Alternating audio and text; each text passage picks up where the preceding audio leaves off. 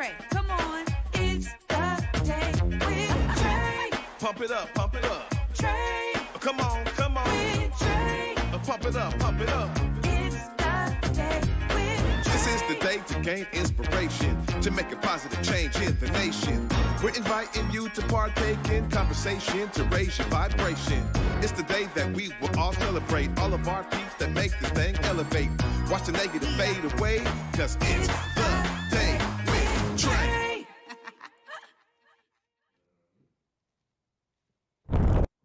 Grand Rising, everyone. Welcome to the Day with Trae. I'm your host, Trae Holiday. I get to welcome you to a magnificent Monday, and I'm really excited because my big bro, Marcus Harden, is in the building. We're going to be talking about the Academy of Creating Excellence, and I'm so excited because he's going to be here to share a bit of their journey and, of course, their upcoming scholarship gala. So I'm looking forward to diving in with him. But, of course, you know, I get to dive in with you. This is the top of the show, and this is the time where you get to go ahead and share this show with folks who you feel could benefit from the daily dose of dopeness we work to give you here on The Day with Trae.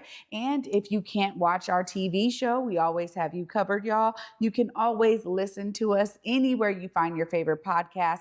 Just search Converge Media Network and The Day with Trae, and you will find us there. Well, before I get into it, Marcus, after the break, I get to tell y'all about the phenomenal time that we had to celebrate the history of Black Dot Underground. Now, I know I spoke about it last week a little bit, but I just gotta say, it was so beautiful to be able to share stories of that space and talk about how people have been able to organize and connect and build businesses in that space. You know, we opened it up for community members to come in who have been impacted by Black Dot Underground. And so many of them shared how they built community there. They got introduced to community there. They were able to be inspired by other people's stories and businesses to create their own. Now, what I'm always talking about is how inspiration can do so much for all of us, right?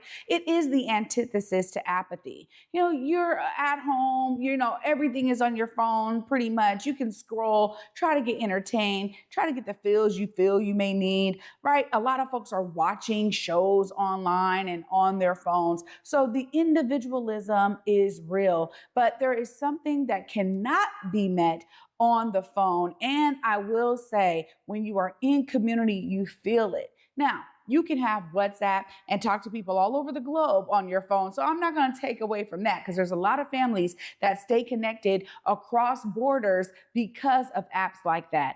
But I will say, finding your community in place is so important. You know, bringing your brilliance to something that's bigger than yourself is important. It benefits those around you and truly energizes the area that you are in. The beauty that I got to experience by hearing everyone's stories and sharing my own was that we all had this common theme.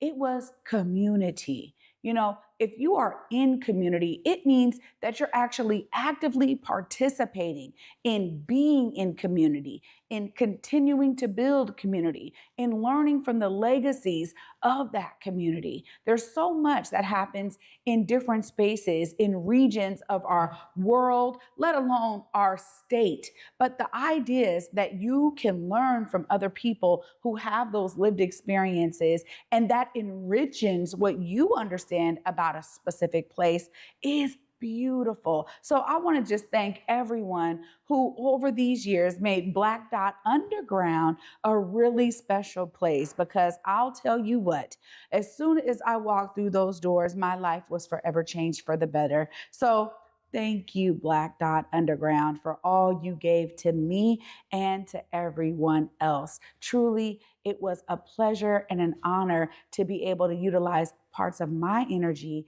to energize that space. And the great thing is that a lot of the programs and the community building that we experience there is expanding out into community. So be on the lookout for some upcoming opportunities to engage in community at Langston Hughes, at William Gross Center, and soon to be Africatown Plaza. So there's plenty more that's going on, and we're community will continue to build in the Central District, staying rooted in place right here to build upon the beautiful legacy that you always see behind me. So shout out to everyone who was there, who energized the space, who shared. Thank you, thank you, thank you, because we're all better for all of us being in space and building community together. Now, after this short break, y'all, Marcus Harden is coming up next to tell us about how they're building community right there at Academy for Creating Excellence, and an opportunity for us all to tap in for their scholarship gala. You don't want to miss this. Stay tuned. You're watching The Day with Trae. Sports has the power to heal, instill leadership principles, and brings community together under a common cause. My name is Dan Wilson, okay?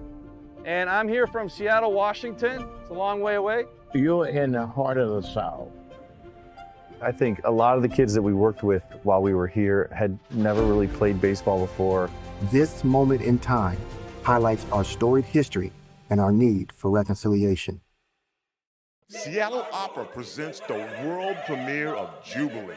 Jubilee follows the historic Fisk Jubilee Singers' initial tours following the Civil War. While raising funds for the fledgling Fisk University, the group shared their music around the world, showcasing more than 40 African-American spirituals such as Swing Low, Sweet Chariot, Deep River, and Wade in the Water. Jubilee is not to be missed. October 12th through 26th at McCaw Hall. Details at seattleopera.org.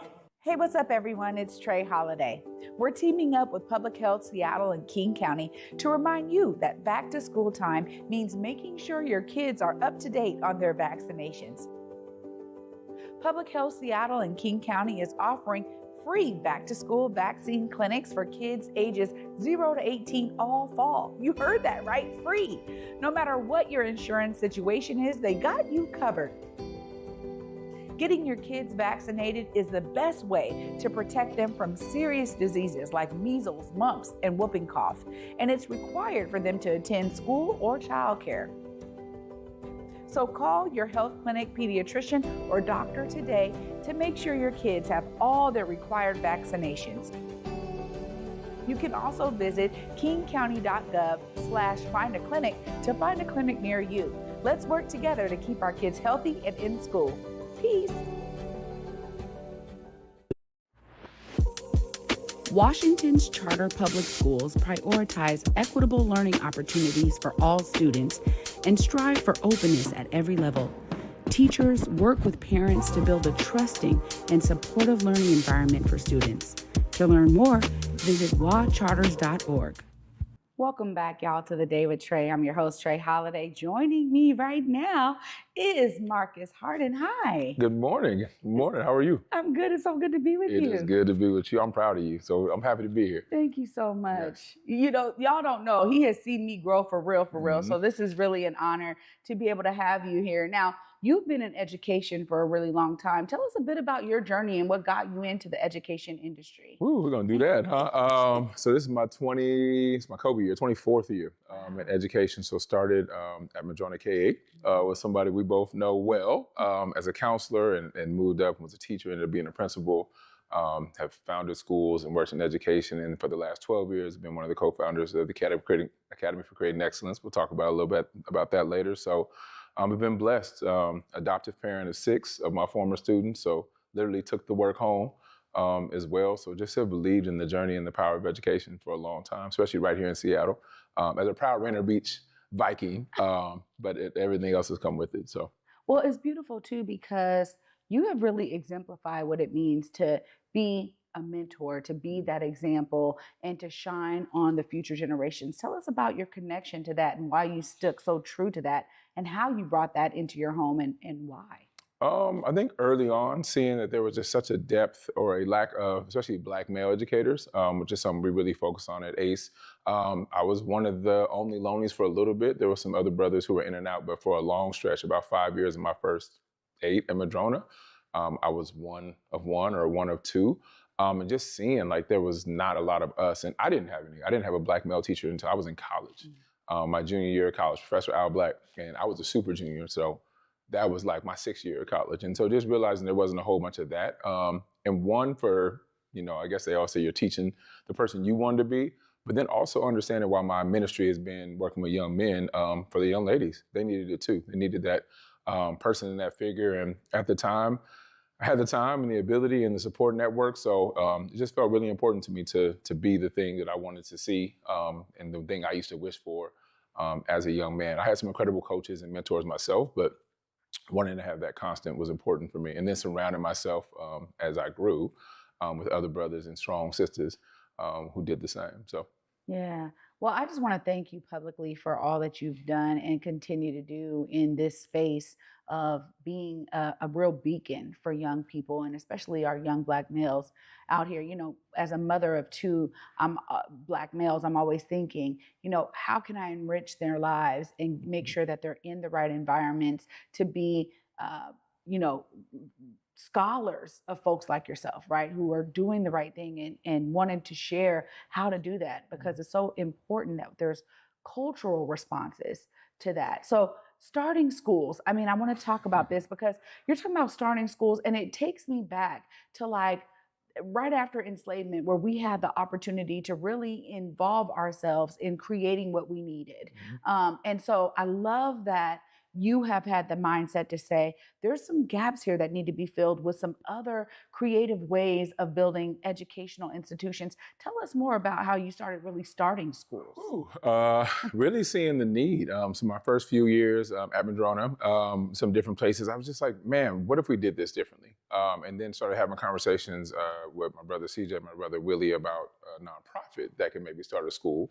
At the time, I was with Seattle Public Schools still, and so I had the opportunity to work in the alternative school space, and we had a partnership with the Rainier Vista Boys and Girls Club. And at the time, there was over 200 middle school students who had been suspended, and just saw the need. So I was like, well, what if we partner with them and we create a middle school for them? So had the blessing and the ability to do that. That was kind of my first time getting to have, like, you know, a theory of action turn into a theory of change. And so I got to create Simba, great partnership with the folks down there for a couple years. But again, that one was more out of necessity of kids who had been displaced. So I started thinking about, through that journey at interagency and co-creating and co-designing there, like, what does it look like to not create a school out of just surviving, but what does it look like to create a school out of thriving? And so I had the blessed opportunity through a couple fellowships. Shout out to Camelback Ventures, which is one for social entrepreneurs. I think their application's open now. It's the only reason I'm shouting it out, but for Black and brown social entrepreneurs to take my idea. Sadly, the idea I wanted was to create a school, ACE, here for Black males.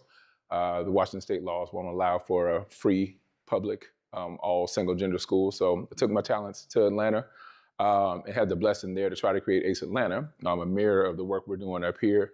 COVID hit, so that wasn't available, but God has blessed me in so many ways. So I was telling the same story at a Black mixer in Atlanta, and ran into some folks who connected me with some other folks who were starting a school for basketball players, but needed to find somebody who had school design experience, who knew how to work with Black males.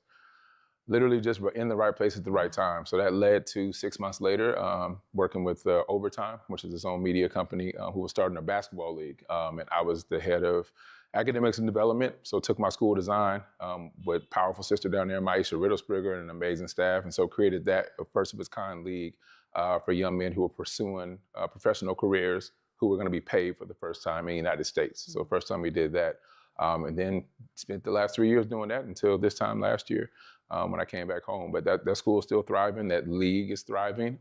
It was at the epicenter of having students who were taller than me for the first time, having students who were paid. We got to be at the trailblazing of NIL. So what does that look like for students to do that? So literally every year iterating. So year one, designing a school just for basketball players who wanted to pursue that, learn financial literacy, mental health.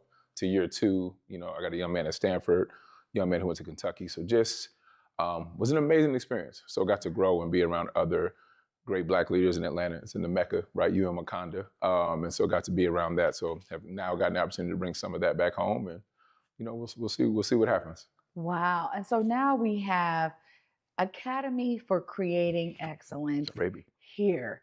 Tell us about how you were able to take the model and start really building something here. I mean, if I'm honest, the model helped me build that. So we've been in existence for 12 years. So myself, CJ Dancer, Willie Seals, 12 years ago, just started out on a dream. Started building programming slowly but surely, and started expanding. Started with Goodwill back in the day, and then had a long partnership with SBS, specifically South Shore, where we did our summer learning experience.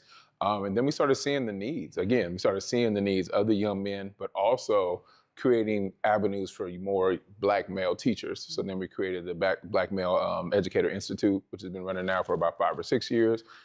Through the pandemic, through a partnership with the city, started creating Saturday programming and then programming for, we call it the Fame Game, programming for people who have, young men who have not had a great academic experience but need that social emotional support. And also other partnerships like YOMI, which is our way of workforce development for young men becoming facilitators of mental health practices to their near peers. It's a lot. But all those things have been built with that. And so it's ACE has actually led to a lot of my creation, a lot of the baselines. So our baselines are all in our core kind of tenets of family, academics, motivation, and environment.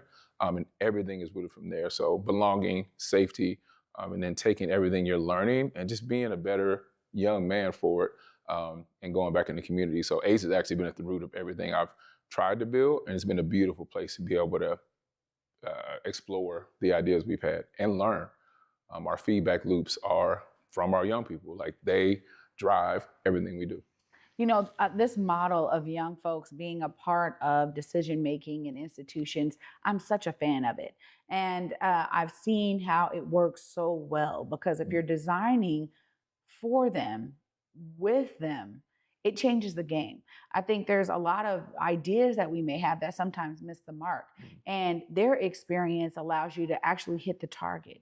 And so I'm sure you're experiencing that. Now, y'all have this amazing scholarship gala coming up, and I want to hear all about this, because this is an opportunity for folks to really pour in and tap into what you all are doing. Tell us more about this gala. We are a nonprofit. And so Saturday, October 19th, 5:30 p.m. at the Fairmont Olympic Hotel will be our third gala, which will be pushing into scholarships and just general operations for what we do year round. And so we'll be giving away $5,000 scholarships to compound the 5 we gave away last year. This year's theme is Harlem Nights. So I was laughing before, because if you look behind this wonderfully curated wall, so much of the attire then is what we're going for. But the one thing we like to say, Willie, CJ, and myself, is like, it ain't your mama's gala, right? We're gonna raise money, we're gonna have fun. We're gonna do it our way. We like to bring that same energy that we bring to the youth to our events. And so our best piece is when we get the feedback, even from the gala, that says, we thought it was gonna be that normal kind of sitting up, no shade to other galas, by the way.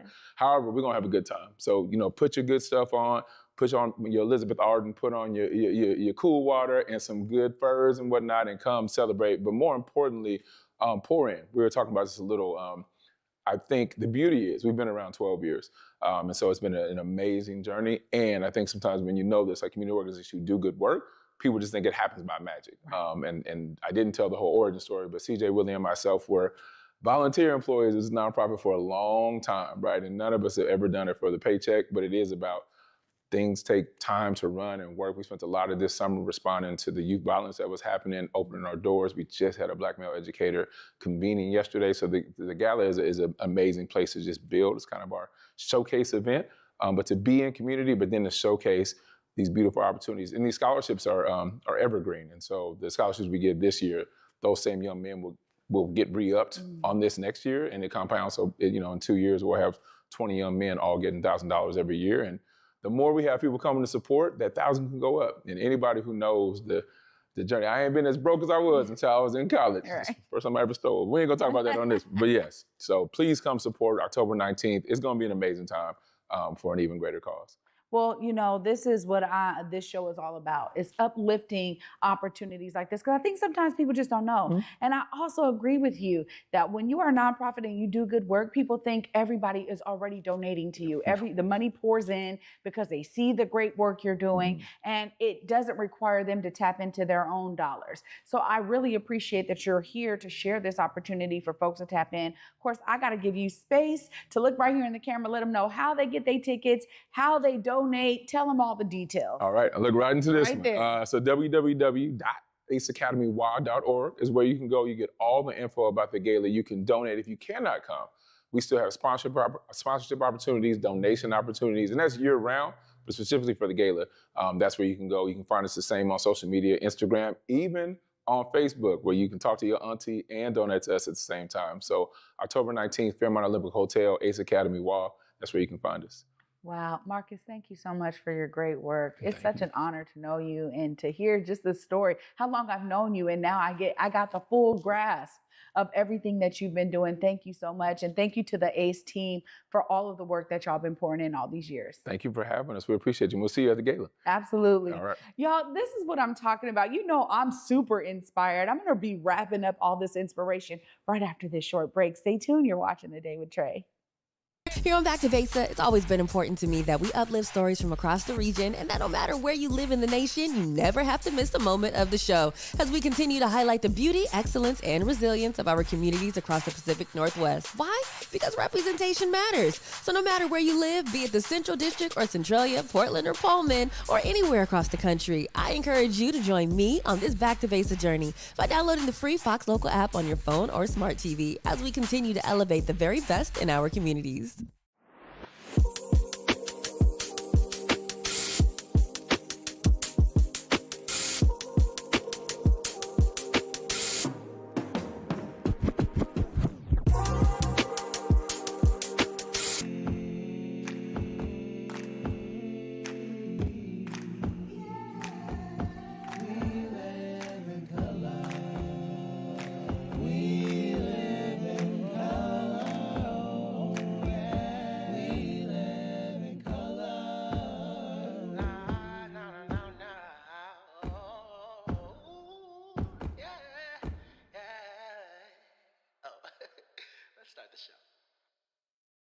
Disney and Cameron Mackintosh's Mary Poppins comes to life on stage at the Fifth Avenue Theatre, featuring Step in Time and Supercalifragilisticexpialidocious. Make it a jolly holiday at Mary Poppins. For tickets, visit fifthavenue.org.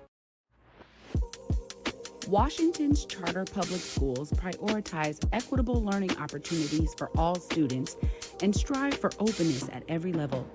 Teachers work with parents to build a trusting and supportive learning environment for students. To learn more, visit wacharters.org. Welcome back, everyone, to The Day with Trae. I'm your host, Trae Holiday. Huge thank you to Marcus for being here and sharing his journey and how he has not only been doing it in the public, but said, I need to bring this work home. I need to be doing this for young men in my home. Shout out to folks like Marcus. I mean, there's so many who are beacons in our community who do it day in and day out. And we've talked about this before, y'all. Sometimes it feels like it's thankless jobs, but honestly, the impact that you're making for young folks and for community is a greater benefit than we can ever ask for. And also these kinds of opportunities for us to pour in to an institution that is doing such great work and really truly making an impact where it matters most. I encourage all of you to make sure you go to the website, donate today. If you can't attend the gala, figure out a way to support ACE because they are doing great work. You know, I'm inspired because I want you to be inspired too. Every time I get the opportunity to talk to someone and bring inspiration into your life, I'm going to do it, y'all. That's just it. I'm going to do it. So just like Marcus showed us here today, you too can find your way to be a part of the solution. There's plenty of solutions that are out there and more that need to be created, and they need your brilliance. So I want you to be inspired, y'all. Tap in with ACE, tap in with your community, and find ways to build and strengthen those around you. Thanks so much for starting your week off with me today. And you know, I'll be back with y'all tomorrow. Until then, at 11 a.m., y'all, peace.